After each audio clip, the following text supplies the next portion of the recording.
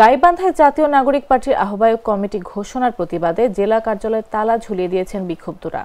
বৃহস্পতিবার রাত ৮টার দিকে বৈষম্যবিরোধী ছাত্র আন্দোলনের সদস্য সচিব বায়েজিদ বোস্তামি জিমের নেতৃত্বে তালা ঝুলানো হয়। ঘটনাস্থলে উপস্থিত ছিলেন যুগ্ম আহ্বায়ক অতনু সাহা ও যুগ্ম আহ্বায়ক মেহেদি হাসান।